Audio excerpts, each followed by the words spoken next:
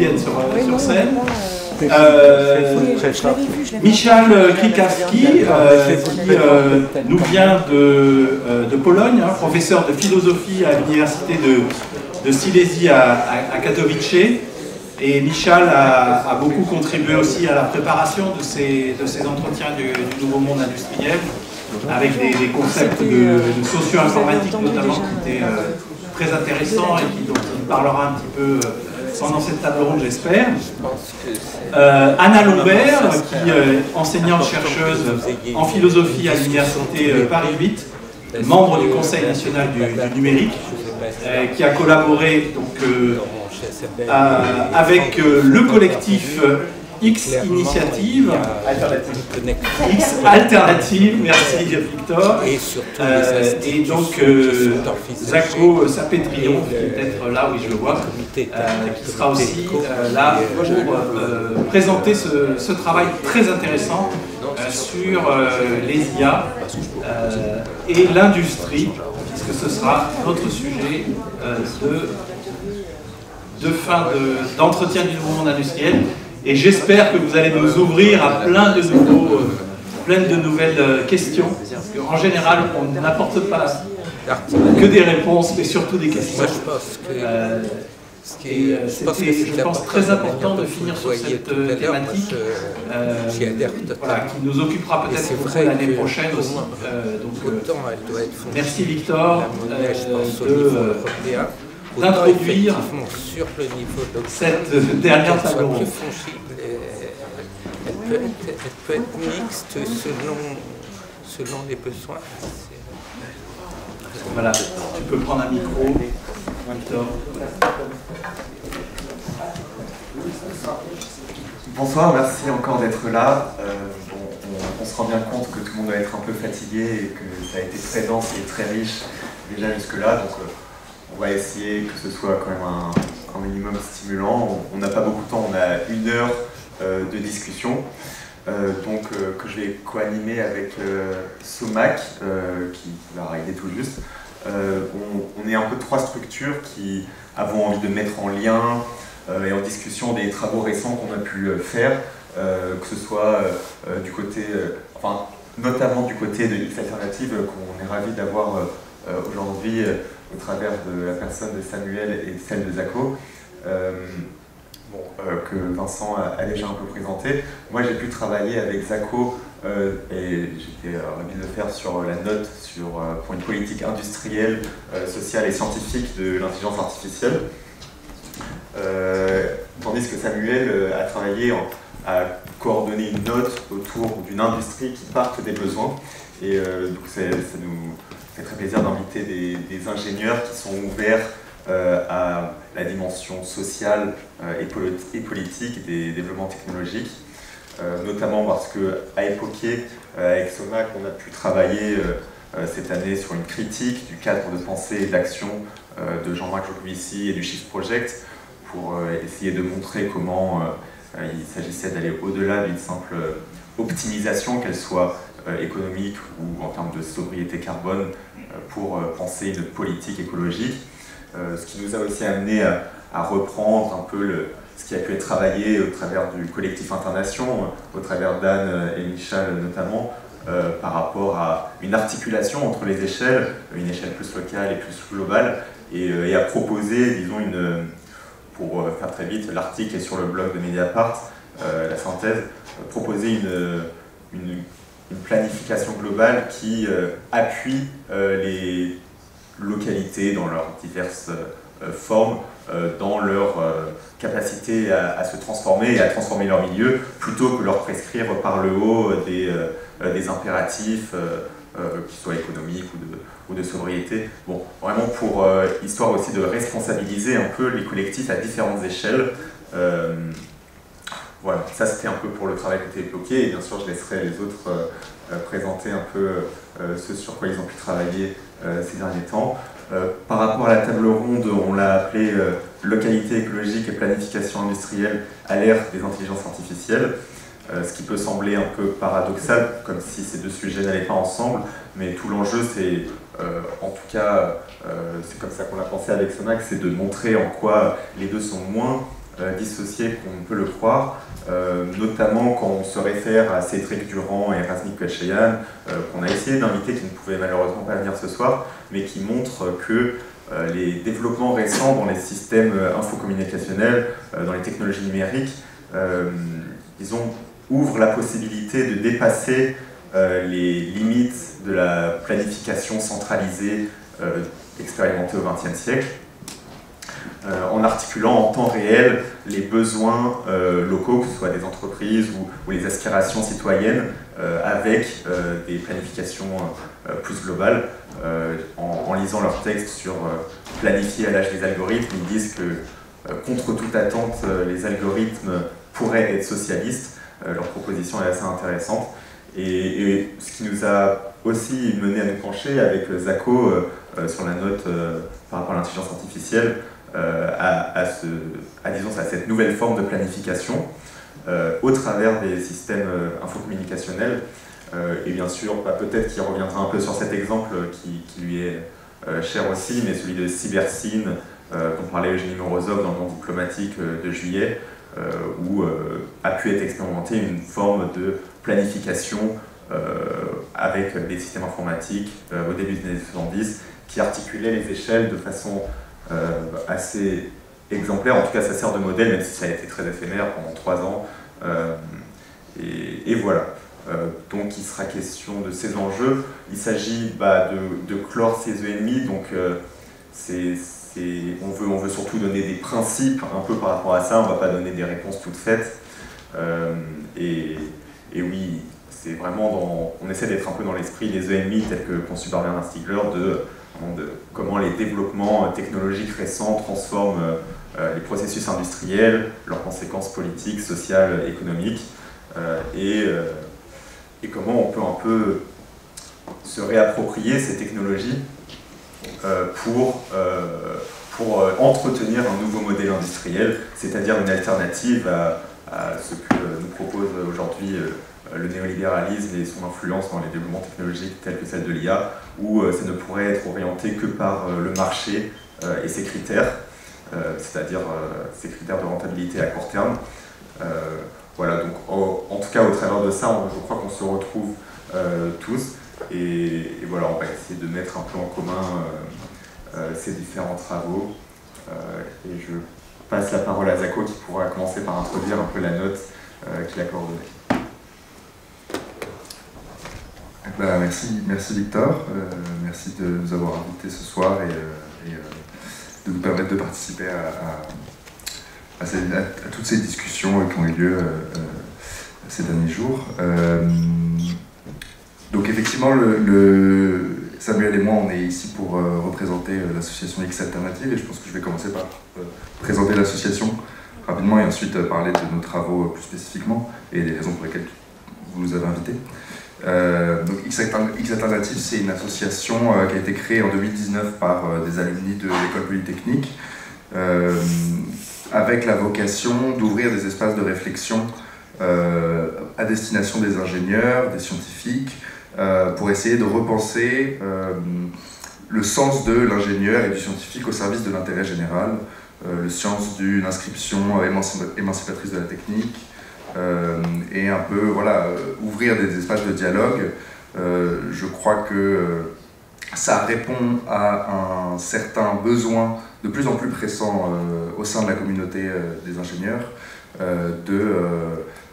face à certaines conséquences sociales, environnementales, économiques, psychiques d'un certain nombre d'innovations récentes et pour lesquelles les ingénieurs évidemment ont largement contribué.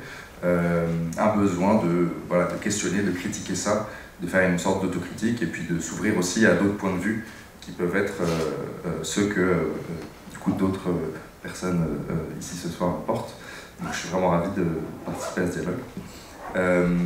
Et donc notre mode de travail ces derniers temps a été d'ouvrir des groupes de travail du coup pour réfléchir à des questions un peu ouvertes dans le but de publier des notes qui ont pour destination, disons pour public cible, des ingénieurs, des scientifiques, des chercheurs, mais aussi peut-être des décideurs politiques, des hauts fonctionnaires, et le public en général. Et donc on a 2 travaux qui ont eu lieu tout au long de cette année, qui étaient un porté sur l'intelligence artificielle, que j'ai eu la joie de coordonner, et l'autre sur l'industrie que Samuel a coordonné et qui présentera juste après. Et donc pour présenter ce travail en quelques mots, donc la note intelligence artificielle, on l'a intitulée pour l'émergence d'alternatives, parce que en retraçant un peu rapidement bien sûr une certaine forme de généalogie et de récit autour aussi de cette question de l'intelligence artificielle, il nous est un peu apparu de manière saillante que c'est un champ technoscientifique qui avait connu un certain développement assez contingent finalement à son histoire et son inscription dans des contraintes et des contextes géopolitiques, économiques particuliers, la guerre froide, l'explosion de la bulle Internet, toute une série de contextes qui ont fait, et aussi d'idéologie bien sûr, des gens qui portaient ce champ scientifique, qui ont fait que c'est devenu ce que c'est aujourd'hui, mais d'une certaine manière qui nous invite à imaginer ce que ça aurait pu être d'autre. Donc c'était un peu ça notre point de départ, et à partir de là on s'est demandé quelles pouvaient être les conditions à partir desquelles on pourrait imaginer l'émergence d'autres manières de faire de l'intelligence artificielle. On garde ce terme en fait presque volontairement, c'est-à-dire en reprenant l'idée qui recouvre plein de réalités distinctes, aussi précisément pour dire finalement c'est les technologies de traitement massif de l'information, et de garder ce terme flou permet aussi de reposer la question de ce qu'on veut en faire. Donc voilà la présentation un peu générale de la note, et je suis sûr qu'on pourra revenir sur certaines de nos propositions. Donc voilà, peut-être je laisse Samuel présenter la note industrie. Ou peut-être que Anne a des réponses. Ah, je ne sais pas dans quel ordre on avait prévu la présentation initiale. Ok, Samuel. Ok, alors j'y vais. Bonjour à toutes et tous, merci beaucoup pour l'invitation. Très, très heureux aussi d'être là. Donc Samuel, secrétaire général de l'association X Alternative, et puis du coup j'ai coordonné les travaux qu'on a fait là cette année sur l'industrie, la planification industrielle, en collaboration avec un autre collectif qui s'appelle Intérêt Général. Je suis d'autant plus content d'être là ce soir que cet après-midi, le premier épisode de la note a été publié. Donc on est très content, ça fait plusieurs mois, enfin même plus d'1 an maintenant que les travaux ont commencé. Donc on est content de pouvoir montrer le premier épisode, et puis il sera suivi d'un 2e épisode début 2025. L'enjeu de ces travaux, c'était de partir d'un constat que je pense vous connaissez bien, que je rappelle en 2 mots, qui est celui de l'industrie, l'état de l'industrie, enfin l'état déplorable de l'industrie en France, une France qui est plus désindustrialisée que ses voisins, que ses pays voisins, que beaucoup de pays de l'OCDE, dans les derniers pays de l'Union européenne en termes de part de l'industrie dans le PIB. Avec des multiples plans sociaux de ces derniers mois que vous voyez dans l'actualité, des faillites, que ce soit à cause du prix de l'énergie ou de plein d'autres raisons, et au milieu de tout ça, l'espèce de mirage de réindustrialisation, ou en tout cas, alors là, maintenant, depuis quelques mois, avec tous ces plans sociaux, c'est moins crédible, mais il y avait un discours de oui, on est en train de réussir la réindustrialisation, etc. Et quand on regarde, en fait, c'est pas du tout évident, hein, je prends juste un exemple en passant, je ne vais pas passer trop de temps là-dessus, mais par exemple sur les emplois industriels où effectivement il y a eu une espèce d'inversion de tendance ces dernières années, quand on regarde les données de l'INSEE, le principal secteur qui va porter cette inversion de tendance, c'est les boulangeries artisanales. Alors, est-ce que du coup on peut parler de réindustrialisation? Enfin, moi je trouve ça très bien que les boulangeries artisanales marchent bien et rouvrent, mais c'est pas forcément ce qu'on entend en général quand on parle de réindustrialisation. Et puis donc tout ça à cause, et puis toujours avec des politiques industrielles non coordonnées et non efficaces. Une politique de soutien inconditionnel à l'offre qui s'est encore renforcée depuis l'arrivée d'Emmanuel Macron. Alors, pour dire tout de suite un peu ce qu'on propose dans la note, on ne propose pas forcément d'abandonner tout soutien à l'offre, de faire que du soutien à la demande, etc.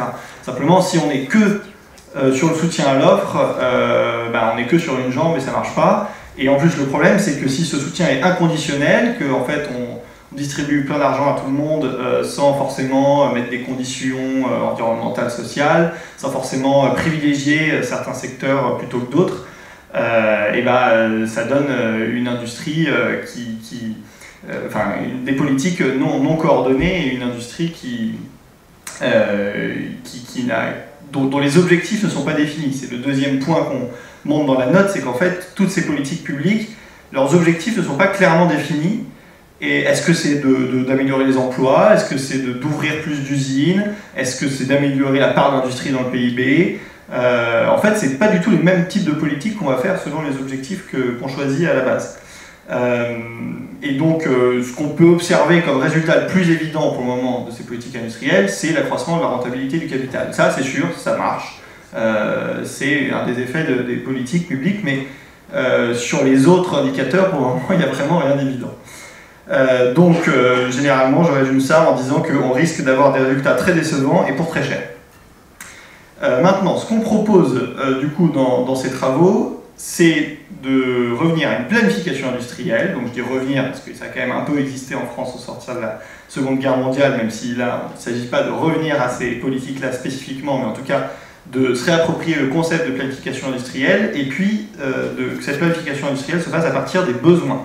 Donc ça, ce serait l'objectif qu'on pose à l'industrie.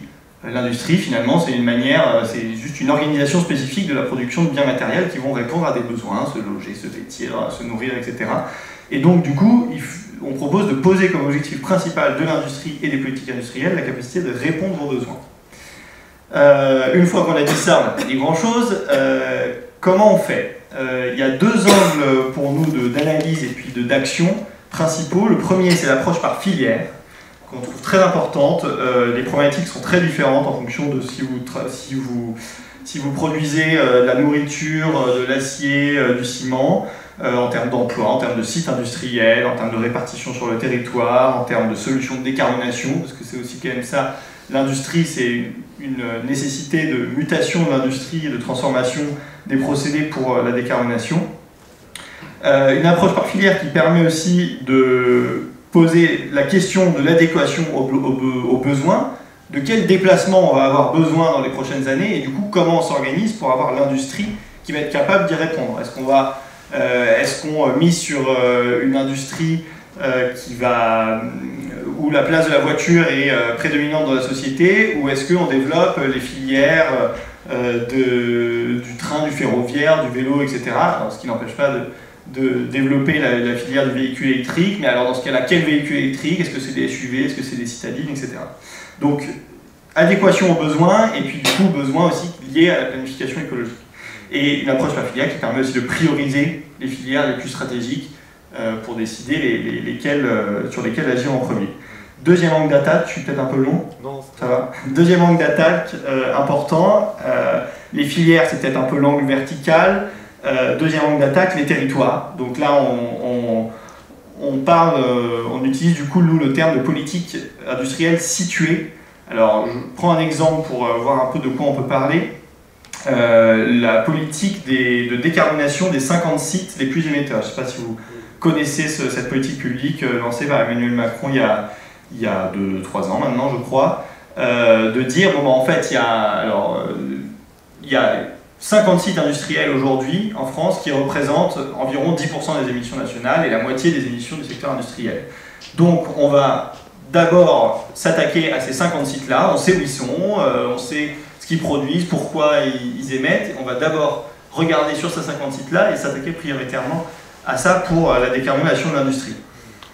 On trouve que c'est une bonne idée de réfléchir par site, parce qu'effectivement, un site industriel a des contraintes spécifiques, il est ancré dans un certain territoire, avec des interdépendances autour, avec des atouts du territoire liés au site industriel, etc. Bon, comme toute bonne idée d'Emmanuel Macron, ça finit par une espèce de gloubi-boulga sans beaucoup de matière derrière, et c'est fini par être un peu abandonné, mais on trouve que l'idée de départ en tout cas est la bonne, et qu'il faut un peu plus s'intéresser, quand on parle d'une politique par filière, industrielle, etc., aux sites industriels concrets dans lesquels ça va se passer et aux problématiques que ça va poser.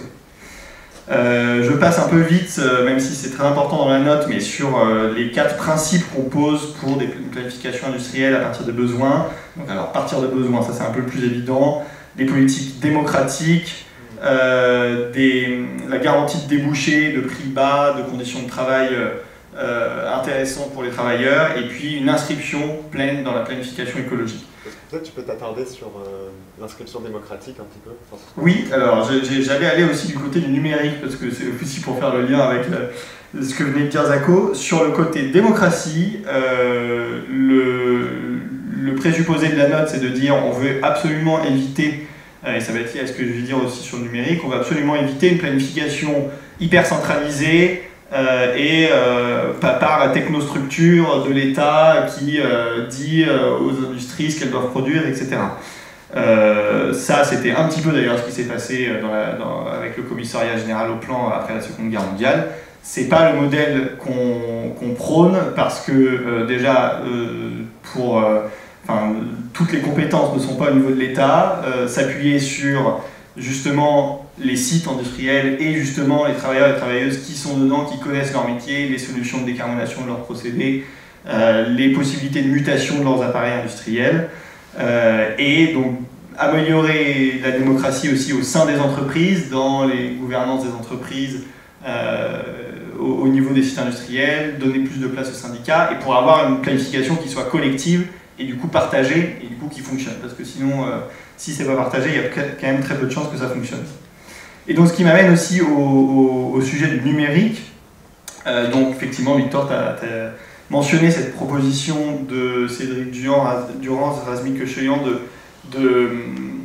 d'avoir une sorte de coordination de cette planification via les études numériques. Leur idée, c'est de dire, aujourd'hui, le projet CyberSyn, peut-être qu'en fait, avec les outils numériques qu'on a aujourd'hui d'intelligence artificielle, de gestion des données, on peut se servir de ces outils pour à la fois faire remonter les besoins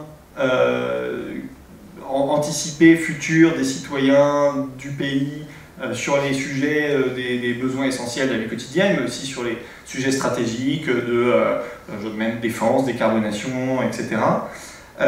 Et aussi, du coup, via le numérique, coordonner la planification, la répartition des ressources, peut-être même des budgets carbone. Vous savez que la France a des budgets carbone qu'elle se donne, qui sont des quantités de CO2 maximum que la France a le droit d'émettre, et puis du coup ça pourrait être, via les outils numériques aussi, répartir ces budgets carbone en fonction des sites industriels et en fonction des filières. Alors, on ne se prononce pas complètement sur cette proposition. Franchement, on trouve ça intéressant, avec l'importance d'avoir des garde-fous pour que ça soit justement pas, que ça ne se transforme pas en outil technocratique et très centralisé, de pouvoir vraiment donner le dernier mot au Parlement, mais ça peut être intéressant dans le processus de réflexion et de construction de la planification industrielle. Notre conviction avec cette alternative, c'est qu'il faudrait un peu préciser la proposition pour se prononcer. Donc voilà, on discute en ce moment aussi de voir comment on pourrait préciser un peu les choses et sur ce point-là, mais en tout cas, je trouve que c'est une proposition intéressante mise au débat. J'ai été peut-être un peu long, donc je m'arrête tout de suite et puis je passe la parole du coup à Anne.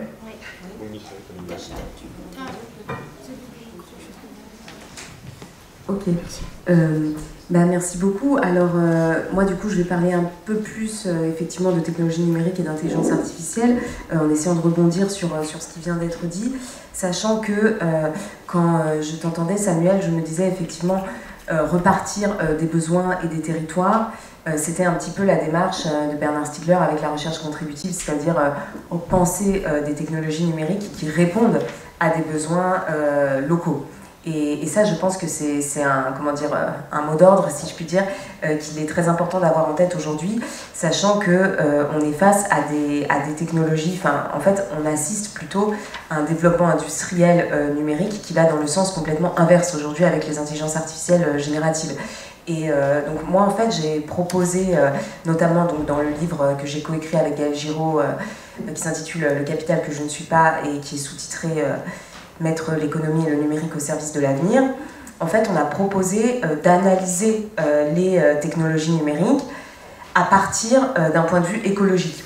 Mais on entend écologie vraiment au sens très large, des trois écologies pour le coup.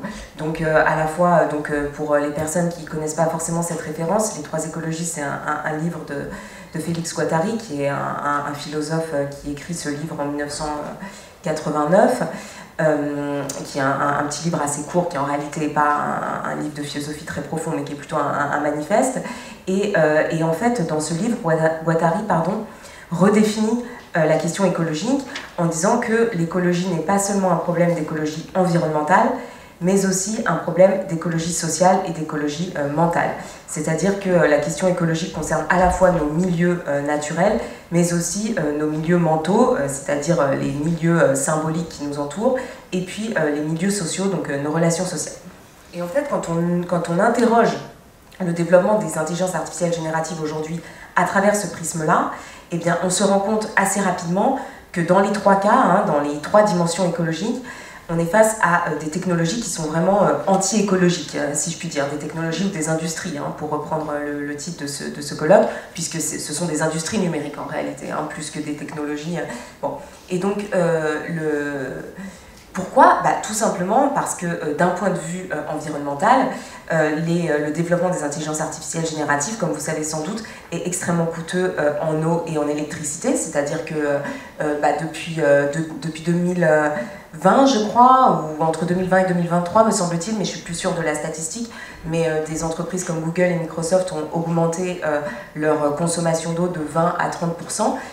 Donc je crois que c'est entre 2020 et 2023 ou bien entre 2021 et 2023, mais enfin ça correspond, si vous voulez, à leur engagement dans le développement des intelligences artificielles génératives. Dans certains lieux, dans certaines localités, on est face à des conflits vraiment très très marqués entre d'une part ces entreprises numériques qui veulent installer leur data center et puis d'autre part des habitants qui n'ont plus d'eau potable pour boire, tout simplement. Ça va presque jusque-là, par exemple en Uruguay, dans une région de l'Uruguay où Google veut installer son data center, il y a des problèmes parce qu'effectivement ces data centers sont très consommateurs en eau et que la population manque d'eau potable et donc et les data centers évidemment puisent dans les réseaux d'eau potable des villes, donc c'est potentiellement très dangereux, sachant que dans quelques années on va manquer d'eau vraiment dans de nombreux endroits de la planète. Par ailleurs, il y a aussi beaucoup de consommation de ces data centers en termes d'électricité, etc. Donc tout ça pour dire que du point de vue de l'écologie environnementale, ce développement planétaire, presque quasi planétaire des intelligences artificielles génératives est très problématique. Et ce qu'on a essayé de montrer aussi dans le livre, c'est que du point de vue de l'écologie mentale et de l'écologie sociale, c'était aussi très problématique. Alors pour le dire très vite, du point de vue de l'écologie mentale, pourquoi est-ce problématique ? Parce que ces intelligences artificielles génératives, en fait, elles conduisent à une forme de délégation de nos capacités de langage, de nos capacités à parler, de nos capacités à écrire, et donc potentiellement une forme de prolétarisation, pour reprendre un terme de Bernard Stiegler, c'est-à-dire la perte de nos savoirs parler, de nos savoirs nous exprimer à travers l'extériorisation de ces savoirs dans des systèmes algorithmiques. Des systèmes algorithmiques qui fonctionnent sur la base de calculs probabilistes, donc qui font des calculs de probabilité de manière très rapide et très efficace, mais qui renforcent du coup toujours les moyennes, les expressions les plus probables, et donc qui éliminent la diversité linguistique, mais la diversité symbolique plus généralement.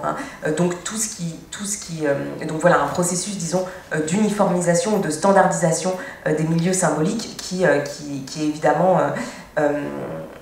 qui est potentiellement problématique lui aussi, parce qu'on a une élimination en fait des singularités locales, que ce soit les singularités locales qui se manifestent à travers la langue, mais aussi les singularités locales qui se manifestent à travers toutes sortes d'autres choses, toutes sortes de symboles, la musique, les images, etc.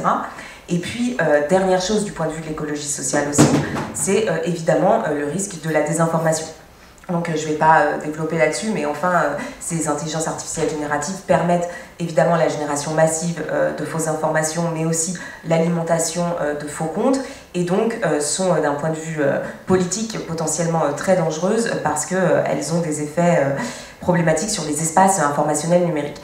Donc si vous voulez, cette analyse, elle nous conduit vraiment à lire dans les développements industriels récents de l'intelligence artificielle des dangers assez importants du point de vue de ces trois écologies. Et ce qu'on essaye de faire, mais je vais m'arrêter là et puis j'y reviendrai peut-être un peu par la suite pour ne pas prendre trop de temps, c'est de montrer qu'on peut faire autre chose avec l'intelligence artificielle, c'est-à-dire avec les technologies algorithmiques, que ce type de dispositif-là, de système-là, sachant que c'est aussi quelque chose qu'on a défendu avec Giuseppe Longo dans un dialogue dans le cadre d'une émission de radio qu'on avait intitulé l'intelligence artificielle de l'automatisation à la contribution. Et donc le but, c'était de montrer que ces dispositifs-là en fait visent une sorte d'automatisation intégrale et qu'à l'inverse, nous pouvons repenser les technologies algorithmiques pour favoriser des pratiques contributives. Mais que pour ça, il faut changer de paradigme et de modèle industriel. Donc j'y reviendrai peut-être par la suite, mais je laisse la parole à...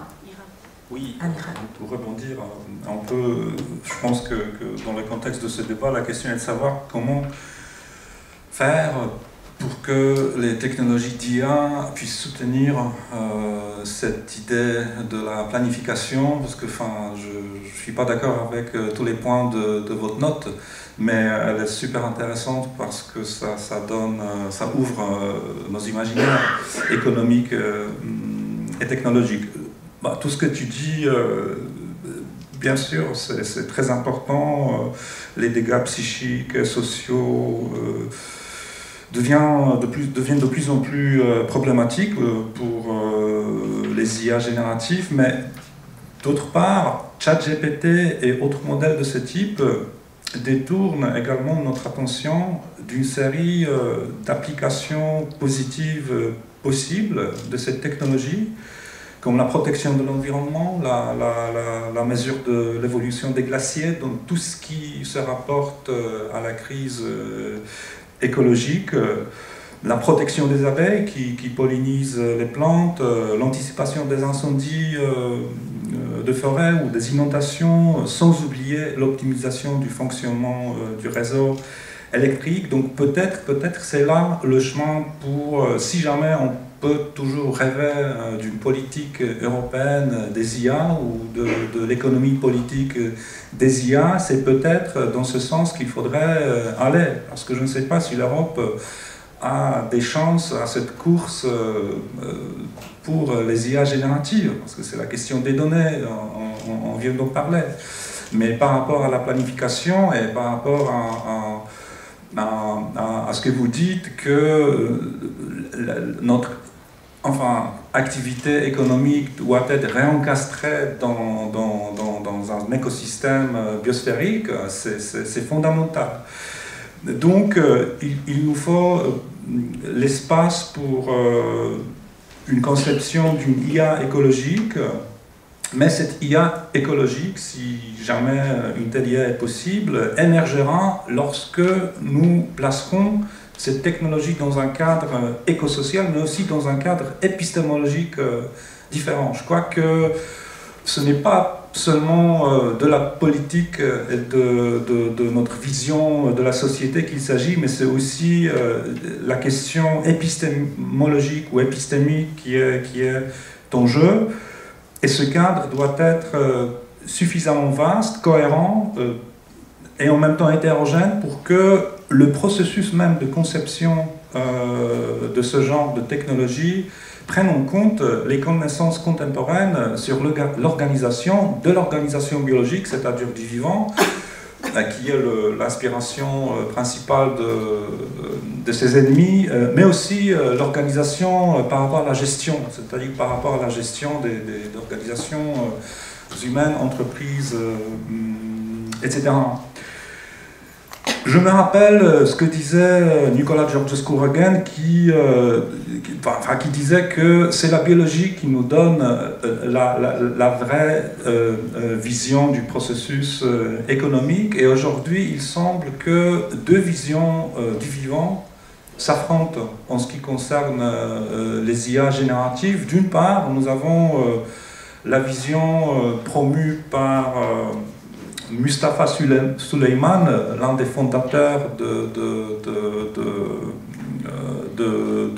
DeepMind, qui a écrit un bouquin qui s'intitule The Coming Wave, et il dit dans ce bouquin que le vivant, c'est la plus vieille technologie sur Terre.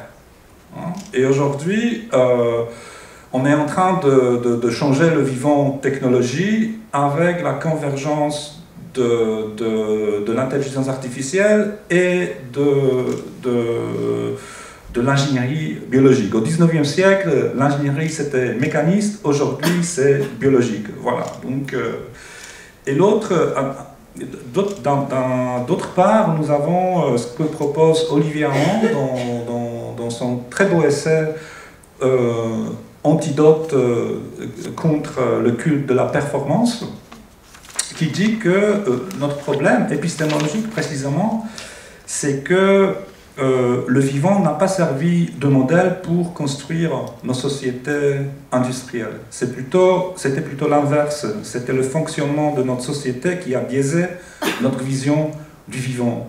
Voilà. Donc c'est ça le gros problème écologique. Et notre vision avec l'IA, dont l'histoire vient de commencer, et qu'il est possible toujours de l'écrire autrement, dépend largement de la vision du vivant que nous choisissons comme modèle. D'une part, une vision hétérogène et décentralisée qui promeut effectivement la technodiversité et cherche à combiner le low-tech et le high-tech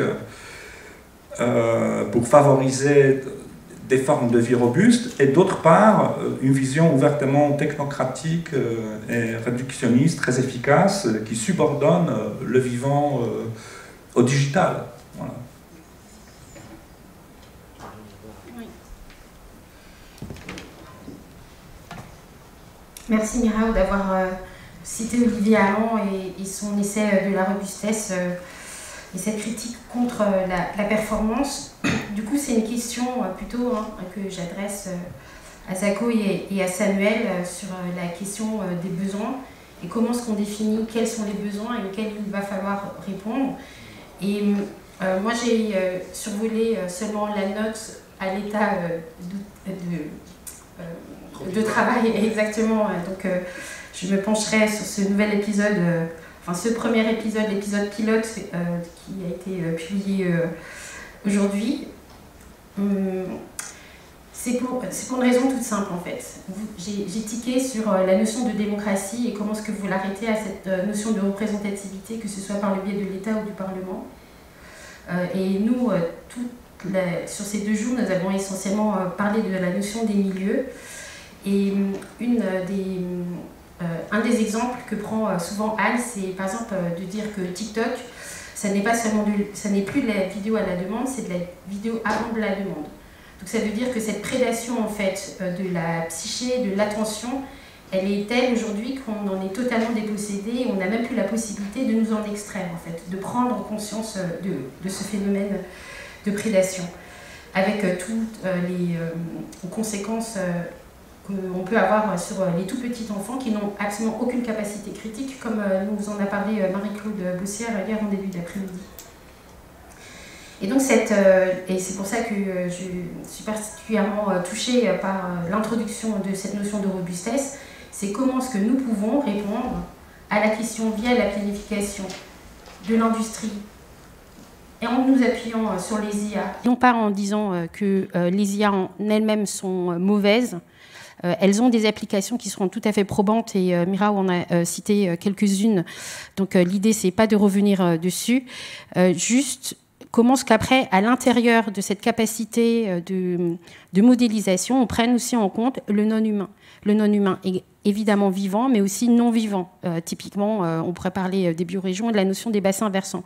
Aujourd'hui, nous savons que nous n'avons pas de modèle en fait, qui puisse nous permettre de piloter les interactions, et les IA seraient absolument puissantes pour savoir où replanter les forêts, quels impacts cela aurait, ne serait-ce qu'en termes de prévision et de scénario. Je voulais déjà savoir si cela vous l'aviez pensé. Et aussi bien, c'est important de pouvoir penser les filières. Et c'est la deuxième question, et c'est la seule.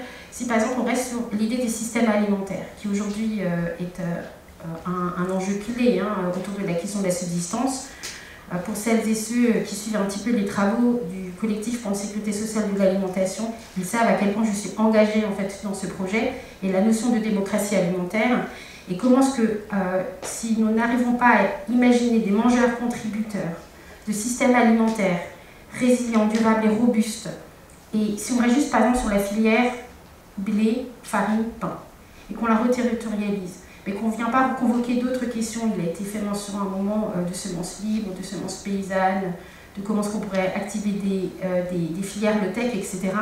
Aussi de la machine agricole. En réalité, cette approche filière, elle a quand même besoin d'être pensée de manière holistique. Et je voulais savoir si vous y avez pensé dans le cadre de votre note.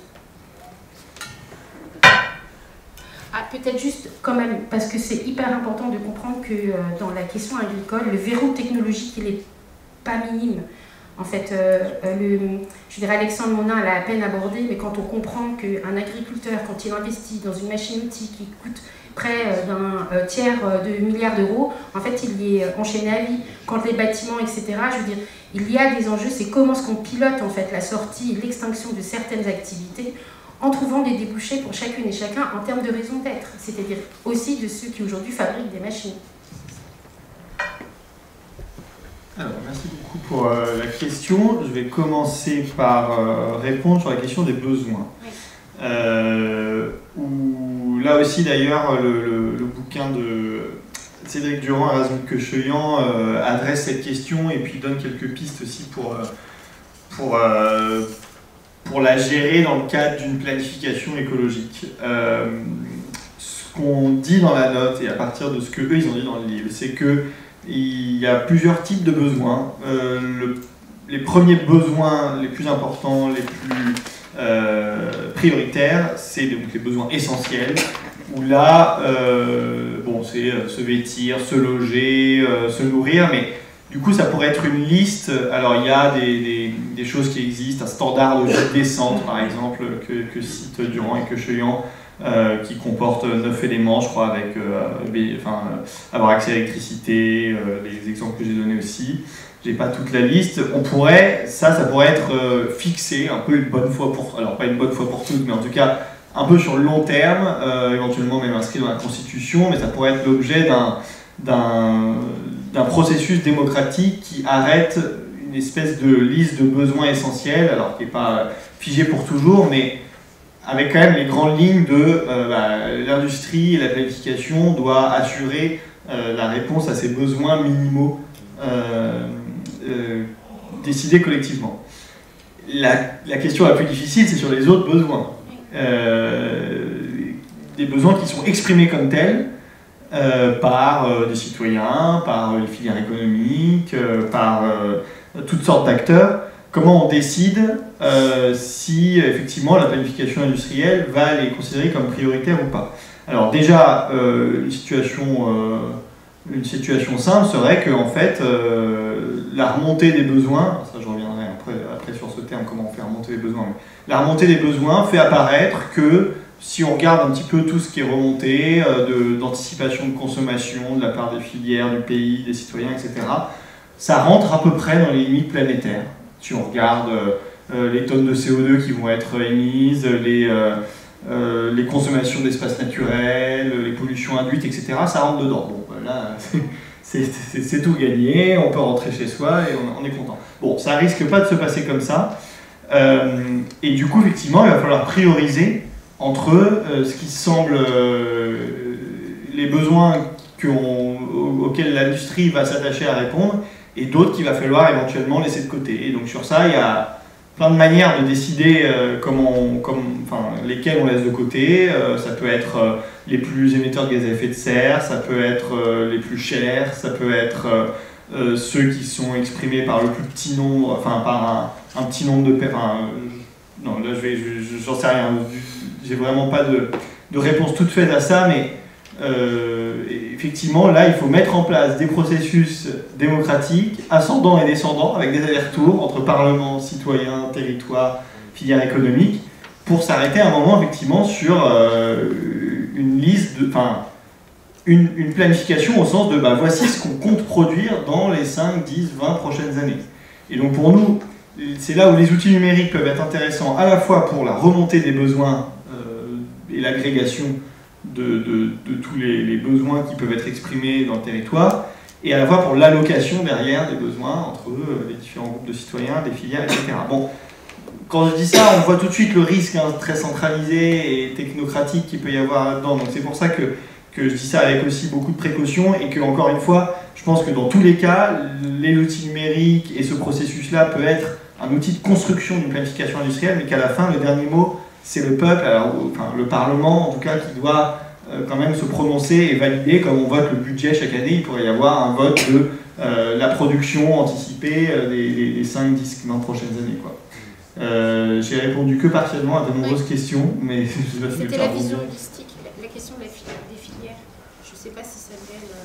Sur la vision holistique. C'est-à-dire articuler des différentes filières. Les différentes filières industrielles, oui. Ouais. Alors sur ça, ça peut aussi être effectivement Enfin, les outils numériques peuvent aussi beaucoup aider à ça.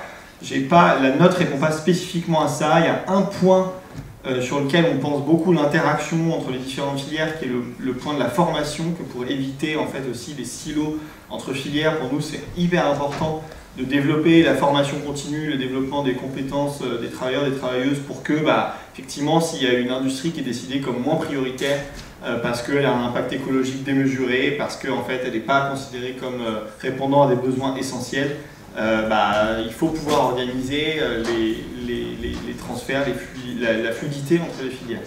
Je pense que j'ai bien conscience que je ne réponds que partiellement à cette question. Je ne sais pas si Isako, tu veux ajouter des choses.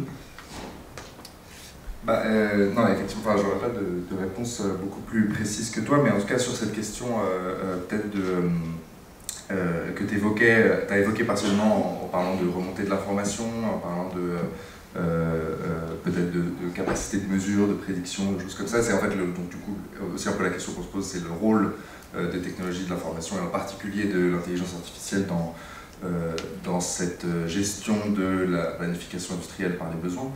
Je crois que si on repart justement, ce que je trouve très intéressant dans le livre de Cédric Durand et Rasmik Legéant, c'est que disons que la technologie n'est pas du tout présentée comme une sorte de sésame qui permettrait de rendre possible ce que, je sais pas, la planification soviétique a jamais réussi à faire, ou que d'autres exemples de planification qu'on a tous probablement en tête n'ont pas réussi à faire. Et tous les travers, et de cette manière nous permettrait d'éviter tous les travers centralisateurs, verticaux de ces tentatives précédentes. À l'inverse, je pense que c'est un livre qui invite à repenser plein d'espaces de dialogue en réel, de personnes vraiment qui arrivent et sans intermédiaire technique, sans intermédiaire technologique. Donc on n'est pas non plus je pense ce qui est souvent la proposition des industries numériques quand ils créent des plateformes où en fait la plateforme devient un intermédiaire. C'est encore pire avec les IA de type chatbot, où c'est vraiment pour le coup une machine qui fait un intermédiaire presque sensible entre des personnes. On n'est pas du tout dans cette proposition-là. À mon sens, le rôle du numérique se trouve à 3 niveaux, qui est de mesurer et prévoir. Et donc c'est un peu ce dont tu parlais, de mesurer et prévoir l'impact des politiques, l'état des écosystèmes, toute une série en fait je pense de nouvelles possibilités techniques pour prendre conscience de l'état des systèmes complexes. Et je pense que là-dedans, l'intelligence artificielle de toute façon est un projet technologique qui, je pense, a voulu répondre dès le départ à une forme de crise du contrôle, de crise des systèmes complexes qui commençaient à échapper totalement. Et c'est en ça que ça s'inscrit beaucoup aussi dans un projet néolibéral de reprise de contrôle. Et c'est pour ça qu'il faut, je pense qu'il faut toujours avoir en tête que toutes les applications de surveillance de ces technologies, en fait, toutes ces technologies ont des potentiels d'application de surveillance qui peuvent être très problématiques. Et je pense que c'est par exemple la quadrature du net qui en fait un cheval de bataille important. Je pense qu'ils ont parfaitement raison. Mais si on s'imagine un monde où on parvient à échapper à ce genre de tentative centralisatrice, et je pense que ça passe beaucoup par la question de la localité, c'est à ces niveaux, pardon, donc je me suis un peu perdu, mais c'est mesurer et prévoir, distribuer l'information et gérer le dialogue. Et ça, je crois que c'est aussi un point que, là pour le coup, je ne sais pas très bien explicitement, concrètement, à quoi ça ressemblerait, mais je crois que c'est toutes les technologies de l'information les plus récentes proposent de nouvelles manières de penser la traduction. Et je pense que quand on parle justement de piloter par les besoins, ça veut dire aussi sortir de dispositifs de traduction classiques, à mon sens, de l'économie qui est le signal prix. En fait, on traduit tout en valeur monétaire et ensuite on s'arrange sur les marchés.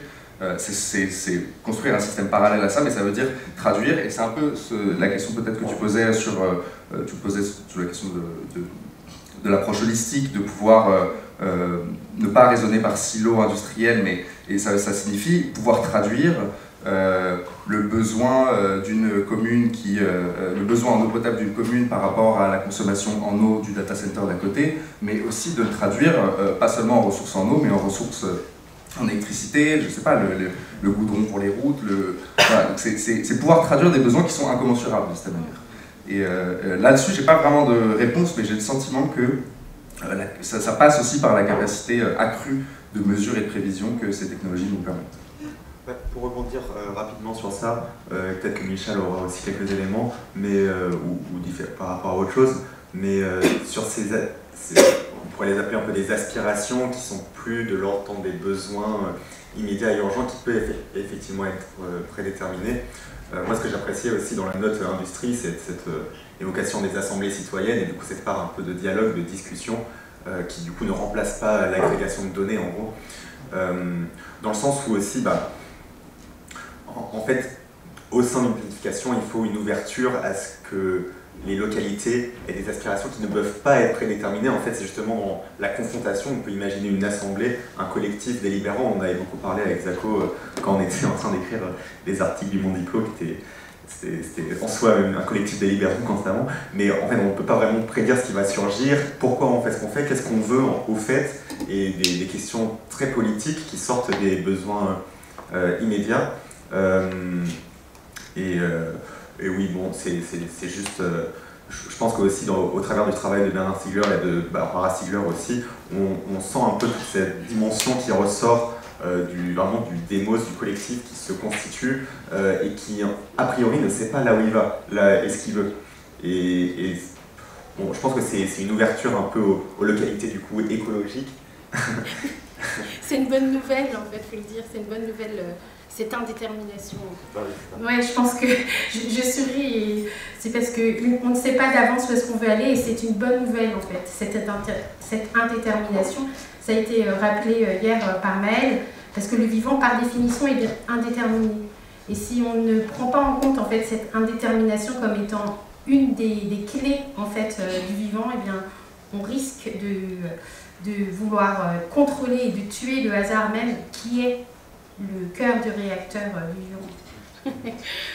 Voilà, bon, en tout cas, pour les prochains épisodes des notes, on vous a aussi invité aussi pour discuter de ces choses-là et au cas où ça puisse être des pistes intéressantes à intégrer. Je ne sais pas si Michel, tu avais le micro. Peut-être j'aimerais bien rebondir à ces applications potentielles des IA dont tu viens de parler, parce que je crois que le courant de la socio-informatique est très prometteur par rapport à ce genre de collaboration entre les ingénieurs et le territoire. La socio-informatique par rapport à ce qu'on appelle computing, c'est un peu comme l'économie hétérodoxe par rapport à l'économie du mainstream. C'est minoritaire. Mais cette voie qui vient des ingénieurs informaticiens eux-mêmes, pas des philosophes, m'a paru très précieuse parce que ils disent très exactement que l'informatique impliquée doit développer un nouveau paradigme épistémologique et réviser ses propres méthodes. C'est les ingénieurs qui disent on a un petit problème parce que les méthodes dont on dispose, c'est pas vraiment à la hauteur de la tâche morale qui nous attend. Et jusqu'à présent, ce paradigme a été positiviste, disent-ils. Donc l'informatique était considérée comme une science formelle qui produit des connaissances valables dans tous les contextes de ces applications. Et les critères qualitatifs, c'est juste la preuve formelle, la structure algorithmique, l'élégance formelle, etc. Et maintenant, quand on rend compte que les IA, c'est les data et pas les algorithmes, on voit bien que ces critères ne sont pas vraiment suffisants. Donc l'enjeu consisterait à mettre en place